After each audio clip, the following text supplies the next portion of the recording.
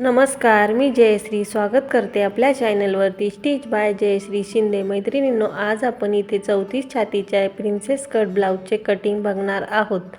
तर अस्तरचं हे ब्लाऊज आहे आणि ते मी तुम्हाला कसं सेट करायचं, अस्तरचं ब्लाऊज कटिंग करताना कोणती काळजी घ्यायची हे मी आज तुम्हाला या व्हिडिओमध्ये सांगणार आहे।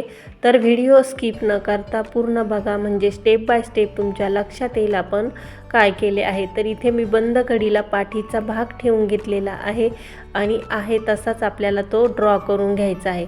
पण त्याआधी मी तुम्हाला ब्लाऊजची मापे सांगते। तर ब्लाऊजची उंची आहे 13 इंच, ब्लाऊजचे शोल्डर आहे 10 इंच, ब्लाऊजचा गळा आहे पुढचा 6 इंच, पाठीमागचा 9.5 इंच आणि ब्लाऊजची कमर आहे 28 इंच, ब्लाऊजचे छातीचे माप आहे 34 इंच। तर इथे गळा रुंदी मी कट करत आहे। गळा रुंदी मी पेपरवर गळा कट करत नसते, तर इथे नंतर कट करते, कारण एकाच पॅटर्नवरती भरपूर असे ब्लाऊज शिवले जातात, त्यामुळे काही गळ्यांचं माप लहान मोठं असतं। तर कट जर केलं नाही तर आपल्याला नंतर ते व्यवस्थित सगळ्या ब्लाऊजसाठी वापरता येतं। तर इथे मी गळ्याचा गोल आकार देऊन घेतलेला आहे। तुम्हाला पाहिजे असेल तसा तुम्ही आकार देऊ शकता। मला डिझाईनचा गळा शिवायचा आहे, त्यामुळे मी इथे गोलच आकार केलेला आहे। तर बाकीचे पार्ट सुद्धा आपल्याला व्यवस्थित असे ठेवून घ्यायचे आहे।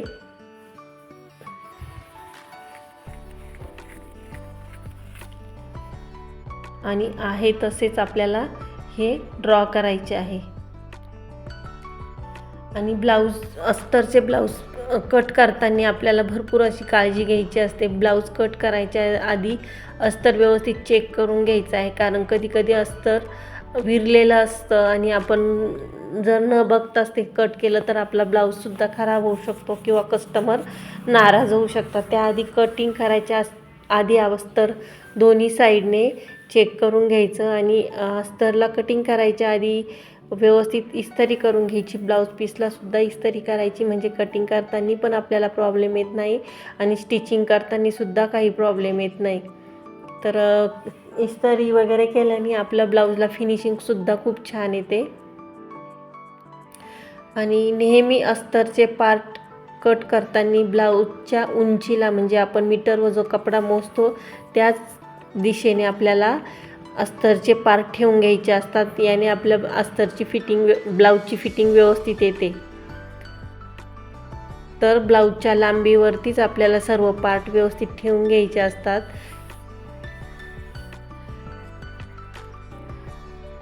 तर 5 इंच उंची बाहीची आहे आणि शोल्डर दंडाचं माप आहे 6 इंच।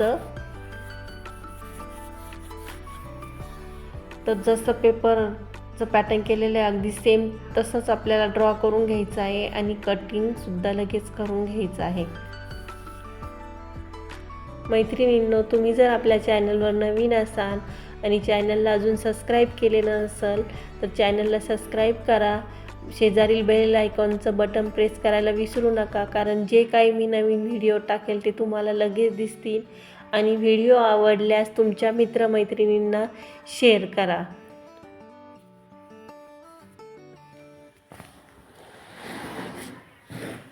तर अशा प्रकारे व्यवस्थित आपल्याला सर्व पार्ट कट करून घ्यायचे आहे।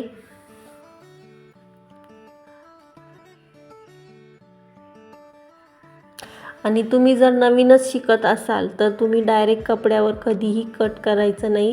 सर्वात आधी तुम्ही कोणताही ब्लाऊज असो, कटोरी ब्लाऊज असो किंवा 1 टक्स असो, 4 टक्स असो, त्याचं पहिले पेपर पॅटर्नच करायचं आणि नंतर जेव्हा तुम्ही व्यवस्थित ट्रेन व्हाल तेव्हाच तुम्ही ते डायरेक्ट कपड्यावर कापायचं। शक्यतो पेपर पॅटर्नच करायचं, कारण पेपर पॅटर्न जर केलं तर ते इतर त्यासारख्याच जर मापाचे ब्लाऊज आले तर आपल्याला त्याच्यासाठी वापरता येतं, म्हणजे प्रत्येक वेळी नवीन पेपर पॅटर्न करायची गरज पडत नाही।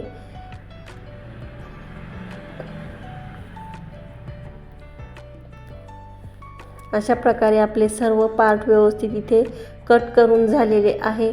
आणि मेन फॅब्रिकवर कट करताना कोणत्या गोष्टींची काळजी घ्यायची हे सुद्धा मी तुम्हाला पुढे सांगणार आहे।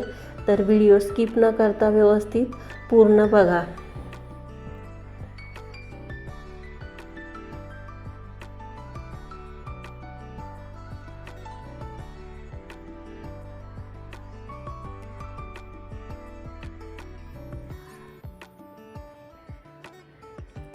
आता आपल्या अस्तरचे सर्व पार्ट व्यवस्थित कट करून झालेले आहे. मेन ब्लाऊज पीसवर कसं कट करायचं ते सुद्धा मी तुम्हाला इथे सांगणार आहे. तर इथे आपल्याला बाही ब्लाऊज पीसला काठ असल्यामुळे आपल्याला काठावरच ब्लाऊज पीस व्यवस्थित ठेवून घ्यायचं आहे आणि बाहीचे कटिंग करायचे आहे. तर सर्व साईडनी ब्लाऊज पीसचा कपडा अर्धा इंच आपल्याला एक्स्ट्रा ठेवायचा आहे. आणि नंतर इथे सुद्धा मी ब्लाऊज पीस उंची प्रमाणे ठेवून घेतलेला आहे. म्हणजे ब्लाऊजची पीसाची जी उंची असते आपण मोजतो ना 80 सेंटीमीटर 1 मीटर, त्या साईडनुसार ठेवलेला आहे आणि सर्व पार्ट व्यवस्थित ठेवून कट करत आहे. पाठीचा भाग हा नेहमी बंद घडीवरतीच कटिंग करायचा असतो. आणि ब्लाऊज कट करताना ब्लाऊजचे सर्व पार्ट कटिंग झाल्यानंतर आपल्याला गळ्याला पायपिंग जर तुम्ही करणार असाल तर पायपिंगच्या पट्ट्या आणि कमरपट्टी अस्तरची काज बटन पट्टी आणि शोल्डरवर टच बटन पट्टी ही सुद्धा लगेच कट करून घ्यायचं आहे. कारण ब्लाऊज शिवायला घेतल्यावर आपल्याला सतत उठबस करावी लागत नाही, त्यामुळे ह्या गोष्टीसुद्धा आधीच कटिंग करून घ्यायच्या आहे.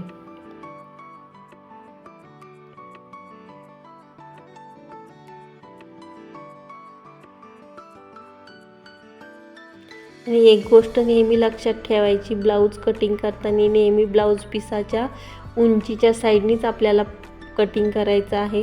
ब्लाऊज आडवं कटिंग करायचं नाही. उंचीच्या साईडनी जर कट केलं तर ब्लाऊज आपल्याला फिटिंगला खूप छान बसते. तर तुम्हाला माझा हा व्हिडिओ कसा वाटला मला एक छानशी कमेंट करून नक्की कळवा.